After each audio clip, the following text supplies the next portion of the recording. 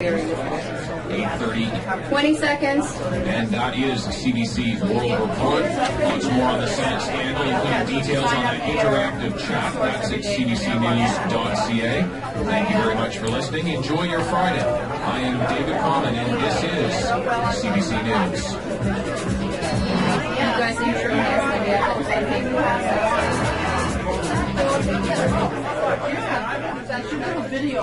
Good morning, it's 10 past 8. I'm Hans Colbert, and this is Information Morning on CBC Radio 1.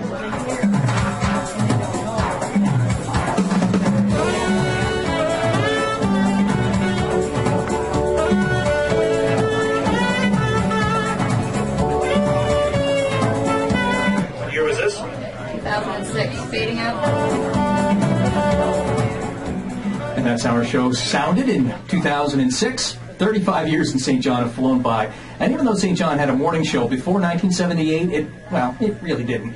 We're going to talk to well-known lawyer John Barry about his time freelancing for the CBC. Elke has a look at the forecast for us. We're expecting a mix of sun and cloud today. The sun is already up, but it's only 2 degrees out right now. Winds from the west, 15 to 20 clicks today, and highs up to 10, but it'll feel colder in that wind. Tonight, partly cloudy, slight chance of an isolated shower through the evening, and the winds will diminish. Lows tonight, 0 to 2 degrees. Tomorrow, mainly sunny, and then clouding over in the evening for some showers overnight into Sunday. Highs tomorrow up to 10 degrees, and southwest winds 15 to 20 tomorrow around noontime. 2 degrees, sunshine. And Sarah Trainer's here from the newsroom. Hi, Sarah. Good morning. I'm glancing at my script looking for pronouncers. I'm hearing those rumors. I'm surprised I wasn't on there with all the little mistakes. Next year, Sarah, next year. We have a nice little collection of you. Don't worry. A separate folder. That's right. We didn't have the time this morning, Sarah. I'm just teasing. What is happening in this? Well, the Horizon Health Network has made one of its executives responsible for patient care and has head nurses spending more time at patient bedsides. CEO John McGarry announced the changes yesterday in response to recent complaints. Also in the news, Book Chief Aaron Sock says it's time to settle land claims once and for all by getting an agreement with the province. He announced yesterday he will head to court to do that. It could bring a halt to all shale gas development in the province while it's in the courts. In traffic, St. John Transit reports no major delays. Nothing stopping you paying us a visit and grabbing 2 minutes while you're at it. The Department of Transportation says the Gondola Point Ferry is down to 1 ferry until further notice. And if you see anything else on the roads, you can still call the newsroom. 632-7750 is how to reach us. Thanks, Sarah. We are 13 minutes past 8 o'clock, and a well-known St. Johner who got his start here at CBC in St. John. Harry Forrestal is here. Hi, Harry. Hans? You're on the other end of a long day here. Well, yeah, the starting end of it. But I don't mind. I didn't want to miss this at all. I nearly went off the road in Wellsford driving down here trying to get here before Bob Jones ate all the donuts. It didn't work. No, it didn't. It didn't even save me one. But I needed to get down here because I wanted to see what they were using to preserve Harvey McLeod. Right? You know, Harvey and Billy Creeper, a lot of familiar faces here. What a great day it is. Tell me what your job was here when you first started. I arrived here, I think it was 1986 or 87, as an associate producer for the morning show. Hilary McLeod was the host then, and Cheryl Stairs was a writer-broadcaster. Peter Anawati, who's now a producer in Fredericton and that I work with every day, was just starting. He was this young, tall, lanky kid with a string tie that showed up all dressed up. And it was a great vibe over on Hilliard Place. It was a bigger place. You know, honest to goodness, when I think typing scripts on 7-part Canaries, you know, with the revolving ball typewriter. We didn't get a teletype on the side. We didn't even have computers then. You needed so much more space because the equipment was that's so much bigger, exactly. Right? That's right. You could smoke in the newsroom then. Holy goodness, how things have changed. You had come back to St. John. Yeah. What was it like for you to come back and have the CBC established here for about 8 years at that point? See, when CBC started in 1978, I was halfway through high school up at St. Malachy's, the other side of King Square, so I probably wasn't very cognizant of it. I was working on a student newspaper at the time, so I knew I was interested in the business. But when I came back here in '86, there was such an incredible amount of support from the community for CBC. And it seemed like we were at the heart of everything. And so much was going on in St. John then, right? It wasn't long after the Canada Games. It had been such a huge success. One of the big events I remember covering here was the International Chess Festival. And Boris Spassky, who had been a childhood hero of mine from his games with Bobby Fischer, came to St. John. It was amazing, and the focus was so much on St. John then. And you know, that's been the history of the city. The focus comes and goes, the highs and the lows. It's such a great place, though, and to see here tonight, you know, or today rather, people like Pat Dara and others who had a hand in establishing CBC here, it's just great. And we've been very fortunate to have you back on the Supper Hour News. It's been a lot of fun. It's been a lot of fun. Of course, I feel like we work together every day because I listen to you. I flip back and forth through all three morning shows, St. John, Fredericton, and Moncton. And I feel like I'm working with you and the crowd here every day, and of course Bob Jones and others who are on the show on a regular basis. It's a really important connection as we try to cover New Brunswick. What's going on tonight? Big show tonight, of course. We'll have the latest investigation into the Richard Olin case, but a story that's near and dear to my heart. I was down earlier this week to St. Andrews, and anyone who knows St. Andrews has wandered down to Katie's Cove in behind the hotel, gone by that big gray fence that surrounds the old Lady Dunn or Lady Beaverbrook residence in there. Well, we got in there. It's been since 1928 it was built, and it's been closed to the public ever since then, but it's going to be open to the public in the spring as an art gallery. A fellow from Montreal, a lawyer, Vincent Praga, bought Dayspring and has filled it with the artwork of his grandfather, who is an internationally renowned artist, who emigrated to Canada from Germany back in the late 30s, early 40s. And he's got this wonderful collection of art in there, plus the opportunity to get into the house that was once Sir James Dunn's summer residence and later became Lady Beaverbrook. But of course, she was also married to James Dunn. And to walk through those halls and all that history and finally get to see what's behind that big gray fence. So that's you can see that on our tonight. show tonight. Yeah, You got a nice tour. CBC News for New Brunswick. We got a lot going on. Good stuff, Harry. Great to talk to you, Hannah. Thanks for coming down. Thanks a lot for having me. That is the CBC's Harry Forrestel. He worked here back in 1986 and then came back to CBC here in New Brunswick just a couple of years ago and hosts the CBC Television News 5, 6 o'clock. 16 minutes past 8, we are celebrating the 35th anniversary of CBC in St. John.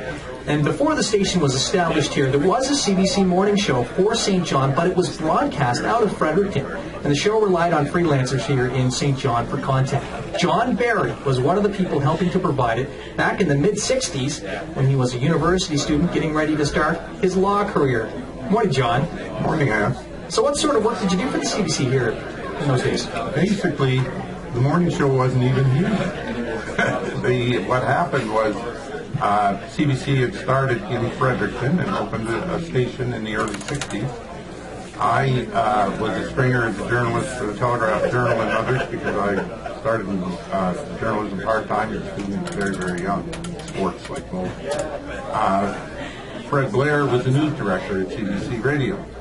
And when he was aware that I had some experience and I was in law school, he asked me to come in to the Fredericton occasionally so they could get a night off or a day off or an afternoon off and write some newscasts. And so when I came to St. John, he called and said, look, we don't have a presence in St. John. We're supposed to in our newscast, except that we transmit there, and that's it. So can you provide us with some news stories? And I said, well, articling, it's a lot, Susan, but I will feed as best I can. So that's what I did. In fairness, it was a non-digital age.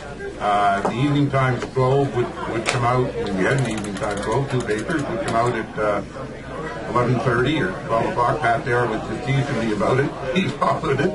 And things that were local in nature, I would be able to give them, you know, a blurb or a feed or some St. John presence.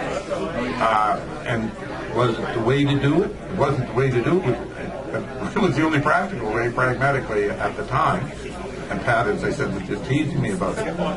The true nature, though, of what CBC is, and then Johnny Miller came in afterwards. And how he couldn't do the in-depth like it's done, but Johnny had an office, a little wee office in City Hall, and he had to cover everything from Common Council to everything happened in St. John and feed it in. That's before we even had the morning show to Fredericton and feed it in to the newsroom in Fredericton. And Johnny was everywhere. He had to run around town trying to do things everywhere. I think Mark Peterson came in after him. And I was very glad to be out of the job. There was no problem with that because I was doing it and it had to be done in some way to create a presence. What CBC has done since has upgraded journalism in New Brunswick and in St. John unbelievably. How so, do you think? Well, I know because at times people will call me for direction or information, whether it's from here or from the Telegraph Journal. And the ask is from the CBC side, the TJ doesn't know this today, and from the and the opposite. There's some competition here. No, the competition has been fantastic, and you can see it in the at the newspaper, at the Telegraph, in these investigative reports that they're doing. It's obvious that's because of the investigative work that's done here at the CBC with reporters like Bob Jones, and the distinction in the last 15 or 20 years has upgraded journalism itself, news journalism, unbelievably upgraded, and without the CBC it would never have happened. And you couldn't have been convinced to forego the law career to be a media personality, a reporter? That was what my father was concerned about. I was seriously tempted, I can tell you. And on that basis, I remember I had an opportunity to go to Montreal. My father said, "No, you've got an opportunity to go to law school too." And at that time, and I think he made the. I know I made the right choice. I'm very pleased with what I do, but I'm still a journalism junkie. Well, John, thanks so much for sharing your memories with us. Thank you, Hans. Nice to talk to you. Thank you. John Barry is a lawyer with Cox & Palmer in St. John. But before he was a lawyer, as you mentioned, he worked for CBC here in New Brunswick, freelancing from St. John back in 1966. 22 minutes now past 8 o'clock. Our open-air CBC studios here in Brunswick Square are full of loyal listeners, some hot coffee, some wonderful spells this morning from the Bragg Bag caterers. Great treats here. And we have the Spice Man, Costas Halabresos, formerly the host of CBC's Maritime Noon, a CBC St. John original. Costas, so nice to see you back here. Lovely to be invited back. We talked about those colds. I have to get rid of this the sock on this microphone after I leave. So after you left the CBC, you went somewhere that a lot of people wouldn't have expected. You decided to start bringing in spices into the Maritimes. A particular line of spices, whole spices that you do need to very fresh. And since you can see the individual components of blends, you don't have to worry about them being adulterated. But yes, for people who've started cooking with these, they really like it because they can look at good ingredients. More space, or you go? No, this is fine. You're good? We're just going to let it all go there. Good It sounds spices really don't go well Good. with other ingredients. They just enhance them. Compliment. Yes, please do. Tell me about the book. Well, my customers have signed up for a weekly newsletter. Every Friday I send out a newsletter, which has a few recipes. It's always nice to have a one-page recipe to introduce you, say, to an unfamiliar spice blend.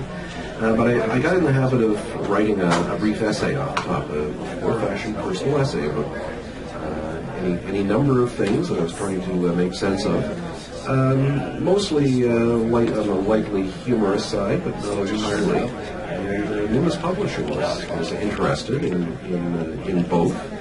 It makes for an odd hybrid in a way. It's a collection of essays, but also there's a lot of information about spices and recipes. As you can see, as he's leafing through the book, folks. It's beautiful. They did a lovely job. They just did a wonderful job. Yeah. Did your early days here in St. John with your dad in the restaurant influence what is happening here with this book? Very much so. In terms of the selling things to people over a counter, that's what I grew up doing. And all the things that go along with running a small business. It was amazingly fresh in my mind, even though I've been in radio doing other things for 40-odd years. You're going to be selling the book today? I am. Some people have been buying it right here. But at 11 o'clock, from 11 until 1:30, I'm going to be down at Liquid Gold on Prince William Street. They carry my spices, but they're also carrying my book. So I'll be doing some signings down here, too. Can we give this one away? Why not? Let's do it. Okay. Instant contest. That's right. Fourth caller through. 632. Wait a second. What is the number? 642-3305. 1-800-668-4913. Give us a call right now. Tell us what show that Casa Celebresos hosted for decades. Tell Hans the phone number. CBC Radio, your caller number 1. Thanks for trying. Casa, it's great to see you. Thanks. CBC Radio, Thank your you very caller much, number 2. Thanks for That is trying. Casa Celebresos. Former CBC host Radio, your caller number 3. Thanks for I'm trying. not going to say it because that's the answer to the question. He's a CBC St. John original. He is now the Spice Man, and again, he's going to be at Liquid Gold starting at 11 o'clock today. CBC Radio, you're the fourth caller. Do you know the name of certainly go to the Liquid show Gold. that He's going to be there for a Casa couple of hours, and you can say Celebresos hi hosted to for Casa years? Celebresos, the CBC St. John. Yes, excellent. You're a winner. 45 Thanks minutes for now calling. past Your 8 name and number, o'clock. please. All right, it is time for our Friday morning song contest. Stephanie. I'm inundating Lawyer. the contest this morning. Our phone subject number? today is Patsy Gallant. 608. Now, Patsy had some hits in the 1970s and won the 7785. Juno Award Book for is here in Female our Vocalist offices. of the Can you come Year pick it up? in 1978. Great, thank you. Have a great day. We have an Bye. Information Morning Coffee Mug to give away. Not one of our 35th anniversary ones, but one of the nicely made ceramic mugs that we do give away for the song contest. Fourth caller through again. 642-3305, 1-800-668-4913. CBC Radio, we're doing the song contest next. Thank you. Patsy Gallant. CBC Radio, we're doing the song contest next. 642-3305, CBC Radio, we're doing the song contest next. 1-800-668-4913. Where is Patsy Gallant from? In New Brunswick. All you dial, here she is with From New York to LA. CBC Radio, your caller number 1. Try again. Thank you. CBC Radio, your caller number 2. Try again, please. CBC Radio.